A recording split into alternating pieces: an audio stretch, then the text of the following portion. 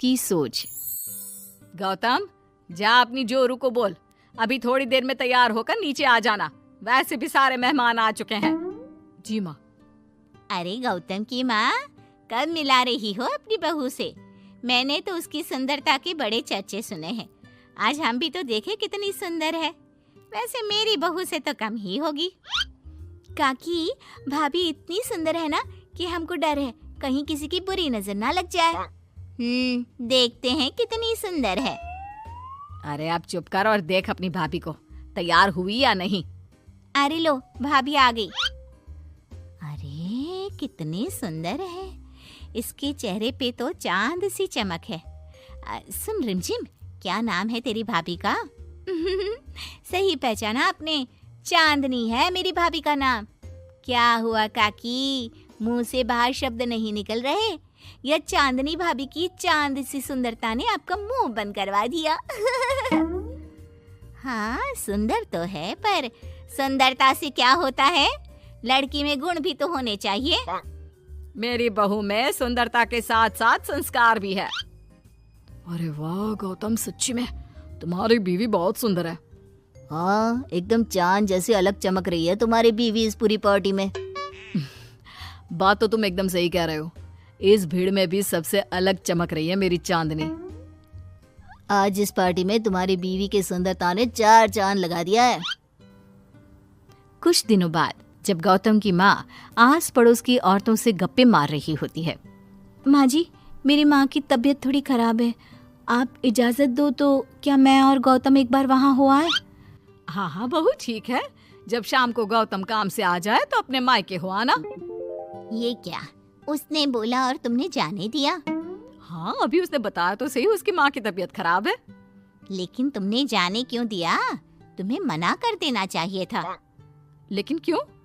अरे तुम्हारी बहू को अभी शादी किए थोड़े ही दिन हुए हैं और वो अपने मायके जा रही है। अरे घूमने थोड़ी ना जा रही है, वो अपनी माँ को देखने जा रही है। अरे कुछ नहीं जानती, बहुत भोली हो। ये बहुएं बस बहाने बनाती हैं अपने मायके जाने के लिए। मैं तो कहती हूँ तुम अपनी बहू पे थोड़ा ध्यान दो। एक तो तुम्हारी बहू रूप की सुंदर है, कहीं तुम्हारे बेटे को बहला फुसला ना दे। अरे लेकिन वो ऐसा क्यों करेगी? और वैसे भी वो ऐसी नहीं है, वो मेरा बहुत ध्यान रखती है। तुम ना आजकल के बच्चों को नहीं जानती। शुरू शुरू में ये सास की सेवा करना, परिवार का ख्याल रखना बहुत अच्छे से जानती है और पीठ पीछे अपने पतियों को परिवार से अलग होने की सलाह देती रहती है। क्यों बहनों, क्या मैं गलत कह रही हूँ? हाँ वैसे बात तो सही है आपकी। और पता है, मेरी बहन की बेटी की शादी को अभी 1 महीना भी नहीं हुआ और उसका बेटा अपनी बीवी की हर बात मानता है। और तो और अपनी बीवी के लिए अपनी माँ से लड़ता भी है। पूरा का पूरा अपनी जोरू का गुलाम बन गया है।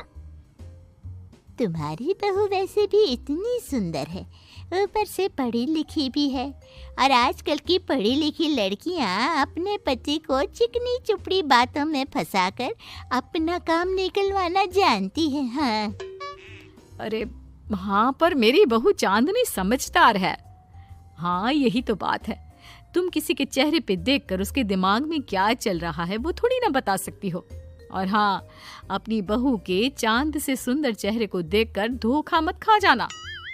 अरे जरूरी थोड़ी ना है जो इंसान चेहरे से सुंदर हो वो मन से भी सुंदर हो, क्योंकि चांद पे भी तो दाग होते हैं। थोड़ी देर बाद सभी अपने अपने घर चले जाते हैं। शाम को चांदनी और गौतम घर आते हैं। और बहू, माँ को देखाई? जी माँ जी, अब थोड़ा ठीक है। बहू, अब तुम्हारा घूमना फिरना हो गया हो तो घर के कामों में मेरा हाथ बटाओ। जी माँ जी। मेरा ये घुटनों का दर्द कभी भी शुरू हो जाता है। बहू, लगता है आज सारा काम तुझी को करना होगा। कोई बात नहीं माँ जी, काम ही तो है, काम तो होता रहेगा। आप पहले अपना ख्याल रखिए। ठीक है, अब तो इतना बोल ही रही है तो मैं अपने कमरे में आराम करने जा रही हूँ। अगले दिन सुबह जब गौतम ऑफिस के लिए निकल रहा होता है। माँ, अब कैसा है तुम्हारे घुटनों का दर्द? ज्यादा तो नहीं हो रहा? नहीं तो शाम को चांदनी आपको डॉक्टर के पास दिखाएगी। तुझे किसने बताया? बहू ने इतनी जल्दी तेरे पास मेरी चुगली भी कर दी? माँ, चुगली नहीं, उसे आपकी चिंता है इसलिए उसने मुझे बताया। उसे डर था कहीं आपका दर्द बढ़ ना जाए। थोड़ी देर बाद चांदनी वहां आती है। माँ जी, मैं सोच रही थी हम लोगों को अब किसी दूसरे घर में शिफ्ट हो जाना चाहिए। लेकिन क्यों? और अचानक से तुम्हें ये ख्याल क्यों आया? वो माँ जी, मेरी एक सहेली अपना घर बेच रही है और उसका घर गौतम के ऑफिस के पास पड़ता है। और देखिए ना, गौतम को यहाँ से ऑफिस कितना दूर पड़ता है और आपके लिए भी बाजार दूर पड़ता है। अगर हम वो घर खरीद लेते हैं तो हमारा कितना फायदा है। गौतम को ऑफिस के लिए दूर नहीं जाना पड़ेगा और आपको जब शॉपिंग जाने का मन करे आप जा सकती हो। ऊपर से वो मेरी दोस्त है तो वो हमें घर थोड़े कम दाम में भी बेचेगी। हाँ, बात तो तुम सही कह रही हो। कोई जरूरत नहीं है घर बदलने की। और तू क्या अपनी बीवी के हाँ में हाँ मिला रहा है? लेकिन माँ, मैंने एक बार बोल दिया ना, तो बस अब इसके बारे में कोई बात नहीं होगी। और ये कहते हुए वो अपने कमरे में चली जाती है। चांदनी भी उनके पीछे पीछे चली जाती है। क्या हुआ माँ जी? मैं कुछ दिनों से देख रही हूँ आप कुछ अजीब सा बर्ताव कर रही हैं। क्या अजीब सा? ऐसा ही तो करती हूँ। अगर तू मुझसे घर के बारे में बात करने आई है तो पहले ही कह देती हूँ, बिल्कुल नहीं। नहीं माँ जी, घर के बारे में बात करने नहीं आई। माँ जी, मुझसे कोई गलती हो गई है क्या? अगर कोई गलती की है तो डांट दीजिए, बात कीजिए। पर माँ जी, ऐसा व्यवहार मत कीजिए। मैं बिल्कुल बुरा नहीं मानूंगी। और अगर आप अभी बताना नहीं चाहती तो आपका जब मन करे बता देना। मैं बस इतना ही कहने आई थी। कहीं मैं आस पड़ोस की औरतों की बातों में आके अपनी बहू के साथ गलत तो नहीं कर रही? और वैसे भी वो सही तो बोल रही थी। उसने मेरे और गौतम के बारे में ही तो सोचा। वो हमारे बारे में इतना सोच रही है और मैं दूसरों की बातों में आकर उस पर शक कर रही हूँ।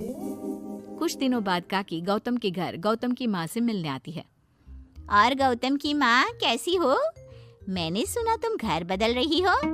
हाँ, वो वहाँ से गौतम का ऑफिस पास पड़ता है ना, वहाँ की तरफ ज्यादा सुविधाएं भी है। लेकिन इतनी जल्दी तुमने घर कैसे ढूंढा? किसने बताया? मुझे भी बताओ, मुझे भी अपना घर बदलना था। ये चांदनी का आइडिया था, उसी ने घर ढूंढा। देखा, मैंने कहा था ना, इसने अभी से अलग घर ढूंढना भी शुरू कर दिया। देखो, इसमें मेरी भी रजामंदी है। और तुम क्या मेरी बहू की जासूसी करने यहाँ आती हो या मेरा हाल चाल पूछने? मैं तो बस। और एक बात मेरी ध्यान से सुन लो, मेरी बहू भी सुंदर है, उसका मन भी उसी की तरह सुंदर है। और एक बात, चांद में दाग जरूर होते हैं, पर जिस तरह आसमान के सभी तारे मिलकर चांद जैसी चमक नहीं दे सकते, उसी तरह मेरी बहू चांदनी की सुंदरता और खूबियों की बराबरी तुम्हारी या और किसी की बहू नहीं कर सकती। कहने की जरूरत नहीं। काकी कोई भी जवाब दिए बिना चुपचाप वहां से उठकर चली जाती है।